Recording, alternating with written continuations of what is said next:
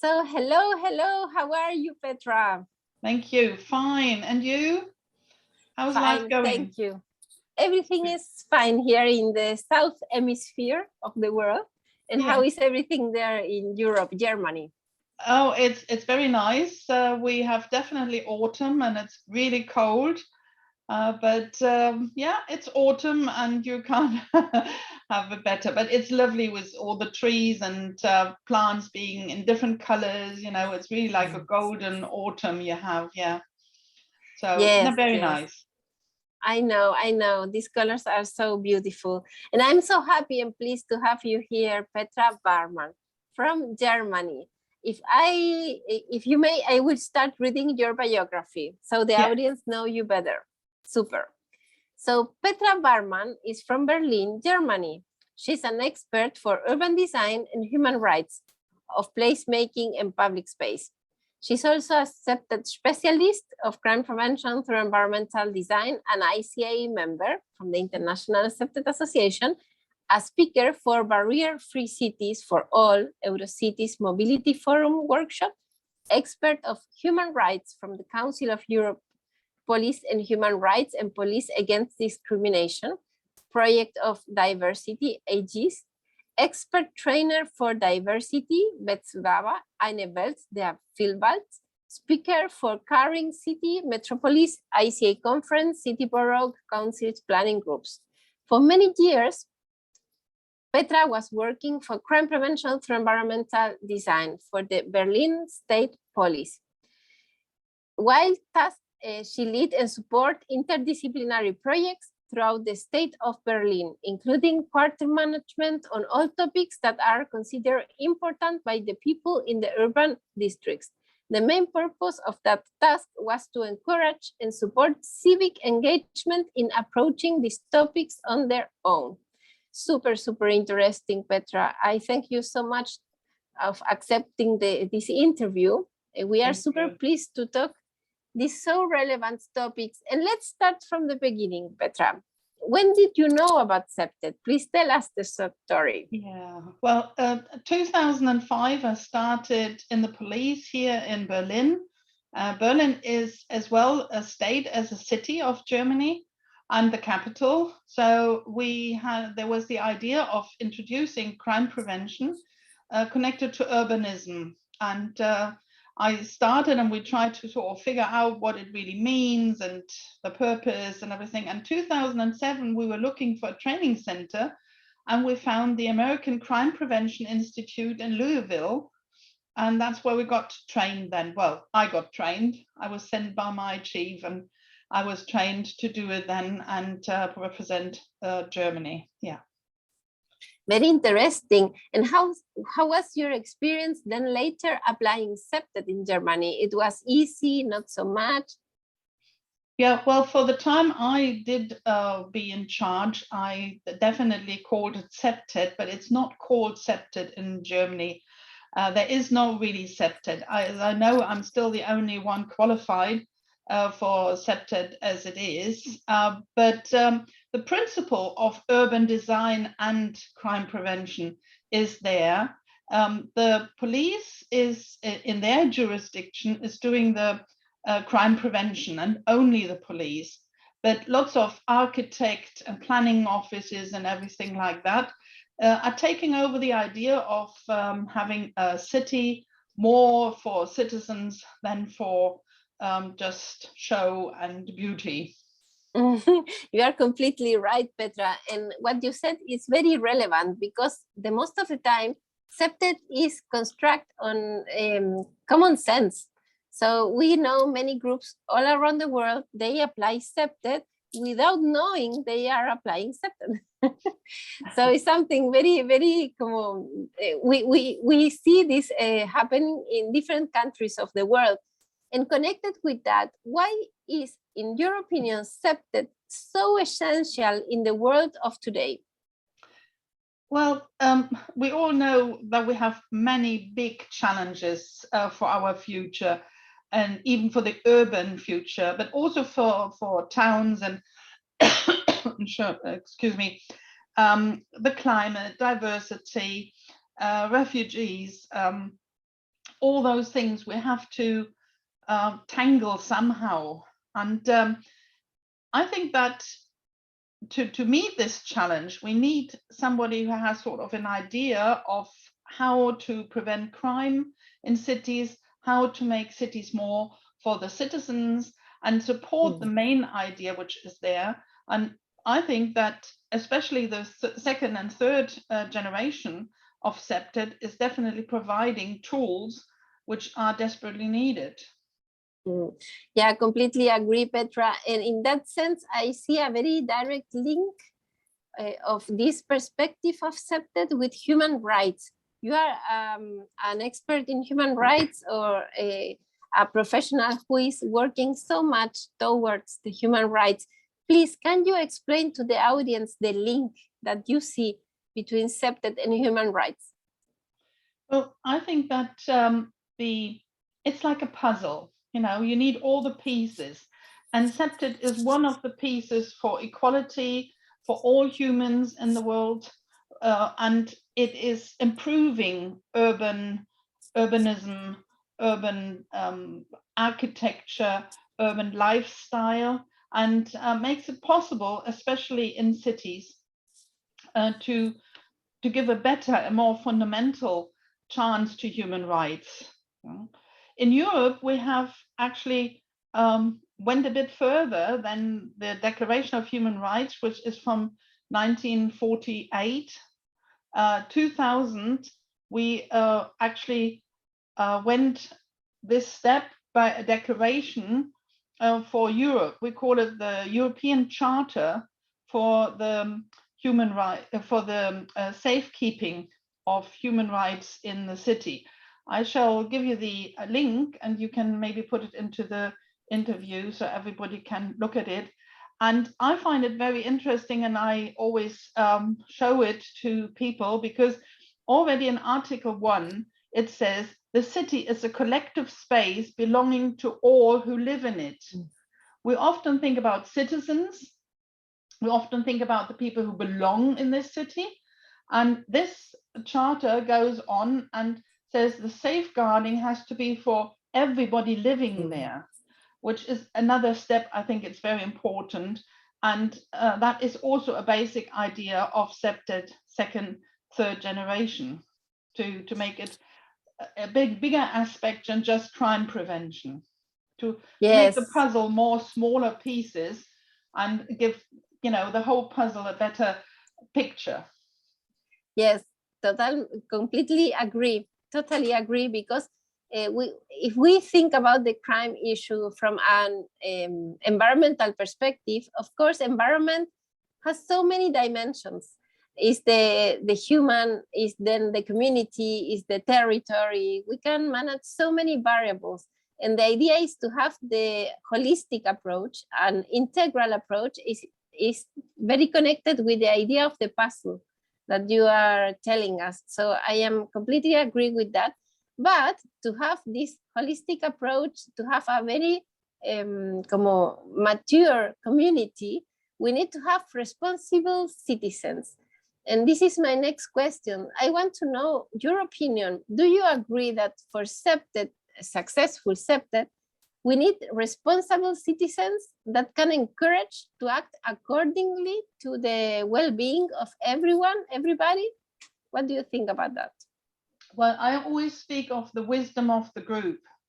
They know best. Nobody knows as good as they know what situations you have in each little part, each little area organization of the city, or even the country as a whole. Yeah, and I really agree that we need to get the people involved. We need to get the people to understand what they can actually achieve if they take part, if they participate. And you know, we have safety. Safety is such a feeling, and it's such an individual feeling. Everybody across cultures values. It's the highest value we have. We want to be safe in our housings. We want our food to be safe and not poisoned. We want our children to go to school without being hurt, or crime happens to them, or God help, wars.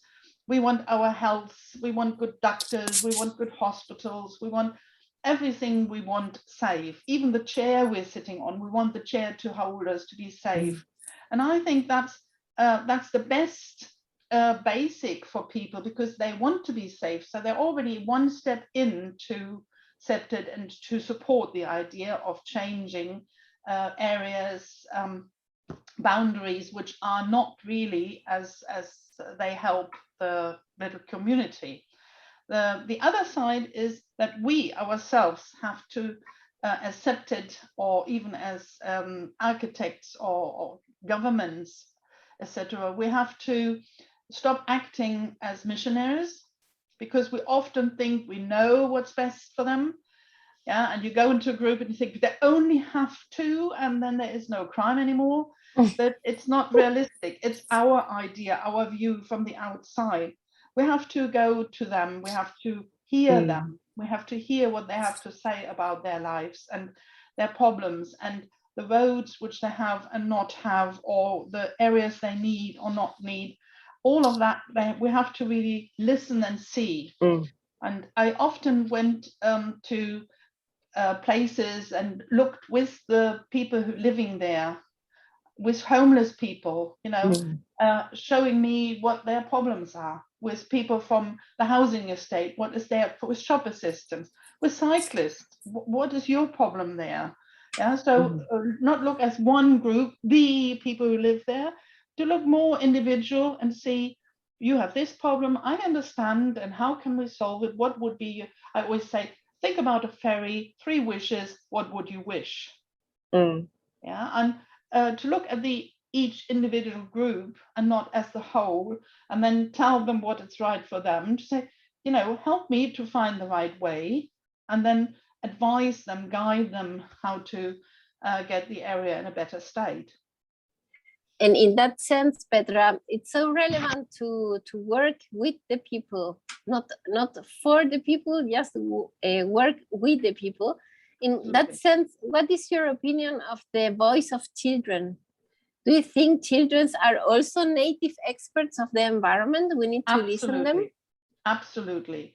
Children are wonderful experts, because they show us what doesn't function in a city, especially when we talk about barrier-free and you know, access for everybody. Yeah, then we realize that children can't reach it. Children don't know the difference, and they help us to understand the whole situation.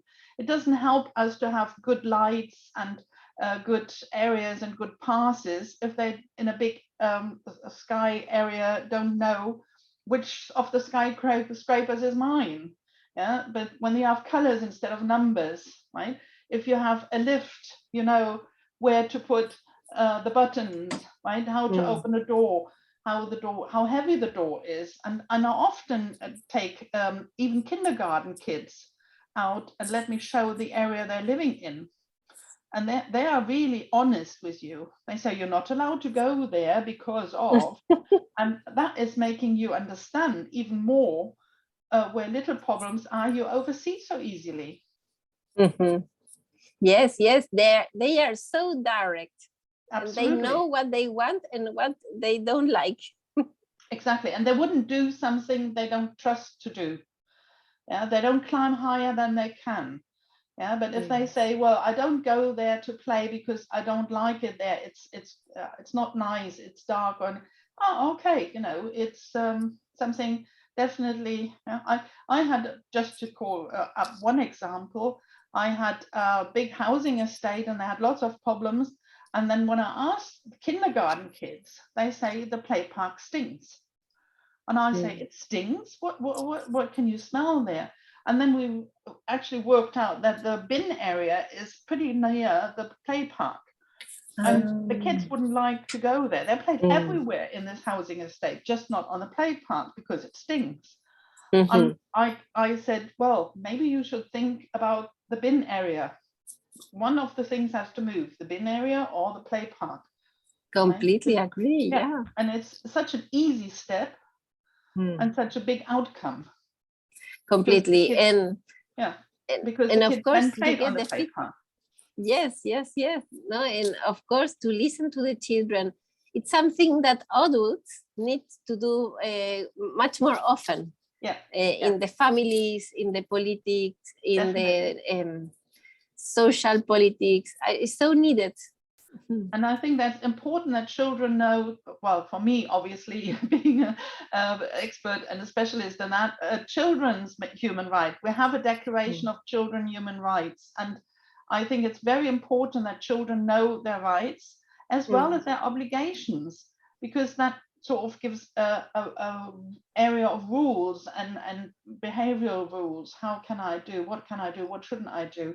And what is my right to do? Right, and that I think that children should know it, and it's easy to teach to them, right? And they grow up as people who also know about human rights, and when they are grown up, then they demand to have more human rights and know how to act according to them. Yes, it's beautiful to work with children. I do that also very much because it is very useful, not only for the child, also for the adults, because we learn so much from them. Absolutely. Yes, it becomes a project with much synergy, and this is what we are looking for. You see, we all learned to speak, but nobody learned to listen. And if you listen to the individual groups, it's amazing. Not only the children, I had old people, you know, who were expressing their feelings, their needs, or even people who are not so socially well off, and even homeless people. It's amazing what they can do for the area they live in if they're asked, because they see the problems as well, right? And they don't want dirty areas. We always think, oh, they live in the dirt. They are happy to clean it up themselves, right? If you give them the chance to do it, if you give them a place to, and if you hear what they have to say. And it's amazing how the so-called general citizen is reacting to their request and say, that's exactly what I wanted. That's amazing that you have the same idea. I didn't think about that. And you bring them together as well for them to make their decisions and to make the changes. Yes. And in that sense, you know that the CPTED methodology is evolving, constantly evolving. We started with CPTED first generation since the 70s until the year 2000 almost. Then it started CPTED second generation, introducing more the social environment, the community architecture. And now, since 2 years, 2019, we started a CPTED third generation that considers new perspective. In your opinion, what is the relevance of the human of the inhabitant wisdom that we are talking now with the CPTED third generation? How it is evolving, this new scope of how to do these environmental crime prevention projects? I deeply believe there's never a downtime. Everything is in a flow, and so is CPTED. So we've grown on the challenges which we met over the years. And with the globalization, we just got different ideas how we can approach people, how we can approach situations and cities, how we can advise people in their new development. And you see, the human race never moved quicker. We have electro cars, electro bikes, scooters, even children cars where you just press and then you have electro driving. And we move closer, you know. We never traveled as much as we do now. We never had the chances to, or the money. And COVID brought us even more together. You know, we often see the negative parts, but the good parts is that everybody in the world was in the same situation and had the same understanding and the same problems and the same irritations and the same tragic moments, etc. So that brought the whole world closer together. And I think we need CPTED, to face and see a better part and see a goal, a way where we can go with a goal at the end. You know, we follow this way, and at the end we have a goal where we all work together to achieve it. It's not a single person idea or praise. it's always a group and an idea behind it to lead. It's a collective. It's a collective dream, a collective construction. Yes. And then that's why I think the third generation of CPTED, it was just a logical following on to the others, and there will be lots others. There will lots more, and like the time is changing, and as I said, everything is in a flow. So will CPTED. We won't stand still. There's too many people with brilliant ideas to support it. Yes, yes, indeed. That's true, Petra. And something that is very beautiful in CPTED third generation is the aspect of mental health, because it connects so much with the damage and suffering that we can see with the COVID crisis globally. In your experience and connecting with human rights also, what is the scenario there in Germany with the communities that you are working with? Do you see much damage in mental health? We need to design new, very accurate strategies for that, in your opinion? We are on a very good way. We had in Europe, the whole of Europe, all the countries, especially in the European Council, agreed on having, we have a declaration to barrier free. And every country in the European community had to get their cities barrier free until 2010. So there has been done a hell of a lot of things, which like stairs and ramps and lifts, and every U-Bahn station, every public transport has an entrance for people with disabilities. Barrier free is a big, we have a working group which I belong to, and we meet up and we exchange what have you done in your country, what have you, or what is your experience. We visit each other and try to develop new ideas and everything. Really, the basic idea is when you talk about any disadvantage or any disability, mental or even emotional, you have to think it's not the people who have this disability. It's the town, the construction, the structure, the buildings, they have the disability, not the people. We talked about children. Just imagine that in, I think it's maybe 2-3 generations, if every child in school, when they learn the letter A or B or C or F or G, they learn the sign language with it.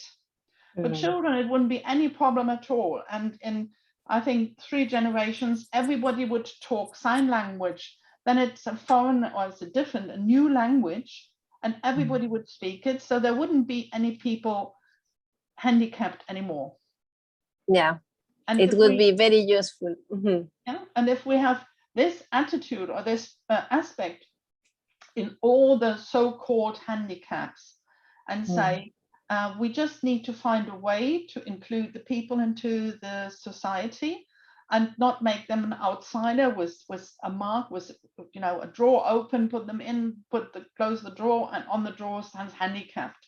And we just have to find a way. Here in Berlin, we have for everything which is paper-wise, or even we have now even laws in what we call an easy language.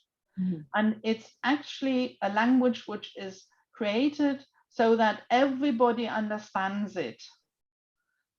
Long words with hyphens, and instead of a complicated word, we talk in an easy language.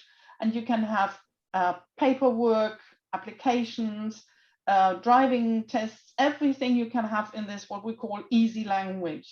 So that everybody, whether you can't read, or whether you are coming from a different country, or whether you have a bad eyesight, or whether out of age you don't understand, or with a mental disability you can't understand, everybody can understand that language. There's no complicated words, and everything is meant to be able to be read by everybody. Something like that. That's a beautiful initiative. Beautiful initiative.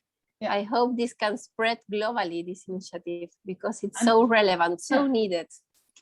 And in Berlin, the public servants are actually obliged to offer it to you when you come.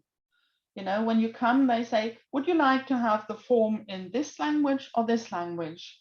And then you can choose, right? So it's not, you need the easy language. You must have a handicap. It's offered to you straight away. You get the choice, Yes. A or B, and without any thoughts behind it, any discrimination or anything. And I think we need more of those ideas. And Yes. we're coming back to the people getting involved. They know those ideas. They have those ideas all over. And if we collect the ideas, we can do more, even developing new, maybe a fourth generation of CPTED, where we can actually imply those things. Yes, yes, completely agree. And in that sense, the International CPTED Association works as a big umbrella. You know, the ICA is an NGO that was founded 25 years ago in Alberta, Canada, and now it's in more than 40 countries of the world. I am super proud and honored to be the leader, the global leader of the ICA. And I know, thank you for that. And I know that you have been an active member for so many years. Please, can you recommend to the audience why it is so relevant or beneficial to be part of the ICA as an active member? Well, I think it's one possibility to make a real change. That's my experience. It gives me the chance to make a real change. And I can proudly go through Berlin and say, oh, that's because of me. That's done that idea. It wasn't all my idea. It wasn't all my doing. But I sort of started with a little candle, with a little flame, and it burned out big, and other people took it over, and we had it even in big projects, or students took it over, or training centers, and it really worked, and it's nice, and it gives me the feeling I could make a change, because we often say, oh, nobody's asking me, oh, if I can't change anything. Here we can. Yeah, and I think I definitely would recommend it to everybody, but I also have to warn everybody. When you're a CPTED person or idealist, you will never be the same. You go through the city and you see the needs, you understand suddenly people different, you demand changes, you attack thorny problems, why can't we do this, and in my house, and we could do this, and I have an idea, would you like to join me? Whether you watch the news or you use public transport, looking out of the window or go shopping, you always have ideas, CPTED ideas, what you can actually change if you find the right people to join you, and you suddenly feel that you're able to find the people, you're able to make it possible, but you will never be the same. You will, once CPTED, you're always CPTED. You can't say, no, I don't look anymore. I don't see this bad wall anymore. I don't see this dirty place. You will forever be a CPTED fanatic. That's true. That's true. You always will wear your CPTED glasses. Yes, absolutely. Absolutely. And you see things, and I had often in the beginning the feeling, why didn't I see that before? It was always there. Why didn't I? And now I'm going through the world and I see the news and said they really could, I mean, if they only, they have to get the people together there, and then it's always ideas behind. The head is always working, CPTED. Like a virus, a positive virus. Yeah, a very positive virus. And as final remarks, dear Petra, do you want to highlight main idea for the audience? Yes, my main idea would really the approach. Please listen to the people and don't tell them, right? And please listen, really listen, not just hear. We hear lots of things, we hear lots of noises, but really listen to them.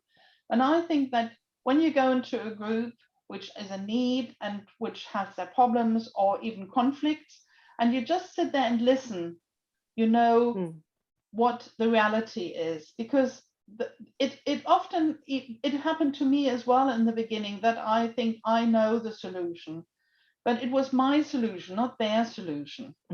Right? And it might have been a brilliant solution from my side, but CPTED and the ideas and changing the world has to be paid. It has to be payable. It has to be livable. And just because I come from a different area, I come from a different country, and I look and I was like, oh, you have to, and I often stopped myself and thought, but it's not you we're talking about, it's them. So listen, be aware, take everybody in the boat. I always talk about King Arthur's round table, where everybody sits equally at the table and talks. And there are lots of methods and ways to include people. And I think that's my main message. Listen to the others and not your own ideas. Beautiful message. I completely agree with your message also. And I hope the audience agrees also and implement the message, because it's very needed today. So thank you so much, dear Thank Petra. you very much. That was very nice. You Stay gave me the safe. opportunity to share my thoughts. Thank you. Very brilliant thoughts, by the way. Yeah. Stay safe and stay tuned, because we will continue being in touch. Bye-bye, Petra. Good luck and stay healthy. Bye-bye. Ciao, ciao. Bye-bye.